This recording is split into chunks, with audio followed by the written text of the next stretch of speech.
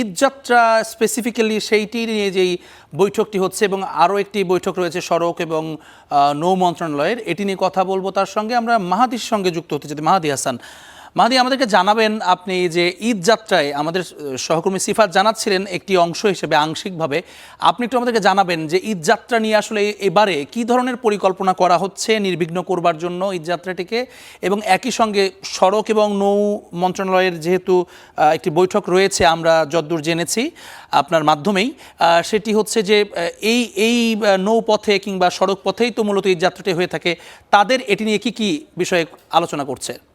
কাছ থেকে যেমনটা শুনছিলেন যে আজকে যে আন্তঃমন্ত্রণালয় বৈঠকটি বসেছে সেখানে মূলত ঈদের ছুটি একটি প্রসঙ্গে আলোচনা হচ্ছে। এর বাইরেও আরও ইস্যু আছে। এর মধ্যে রয়েছে যে ঈদে যাত্রী যারা ঢাকার বাইরে যাবেন তাদের ব্যবস্থাপনাটা কেমন হবে, এই ইস্যুটিও আছে। তো এই ইস্যুটি ধরে আজকে বিকেল ঠিক ৩টায় সড়ক, নৌ ও রেলপথ মন্ত্রণালয়েও আরেকটি বৈঠক রয়েছে। সেখানে মূলত ক্যাবিনেট মিটিংয়ে যে সিদ্ধান্তগুলো আসে সেই সিদ্ধান্তের উপরে আসলে ঈদ যাত্রাকে নির্বিঘ্ন করতে কী ধরনের ব্যবস্থাপনা করা যায় সে বিষয়ে বিস্তারিত সেখানে কথা হবে। বিকেল ৩টায় এ বিষয়ে ব্রিফিং করবেন সড়ক, নৌ ও রেলপথ মন্ত্রণালয়ের মন্ত্রী রবিউল আলম।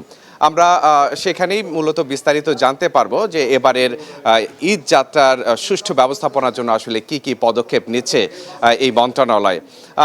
আরেকটু জানিয়ে রাখি যে এবার ঈদের নির্বাহী আদেশে ৫ দিনের যে ছুটিটি রয়েছে তার সঙ্গে আরও 2 দিন বাড়ানোর যেটি চেষ্টা হচ্ছে, সেই জায়গাটি অর্থাৎ 7 দিনের ছুটি হলে সেক্ষেত্রে ঈদ যাত্রা অনেকটাই নির্বিঘ্ন হবে বলে মনে করা হচ্ছে।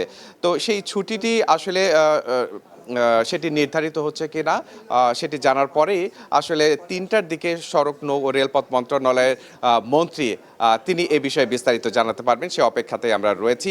এর বাইরে আজকে বেলা 12:15টার দিকে আরেকটি ব্রিফিং হবে পাট ও বস্ত্র মন্ত্রণালয়ে। পাট ও বস্ত্র মন্ত্রণালয়ে একটি সভাকক্ষে এখন একটি ব্রিফিংও চলছে, একটি বৈঠক চলছে। সেই বৈঠকটির পরেই মূলত ব্রিফিংটি শুরু হবে। আপনারা জানেন যে 6 মার্চ জাতীয় পাট দিবস এবং বর্তমান সরকারের অন্যতম অগ্রাধিকার জলবায়ু পরিবর্তন।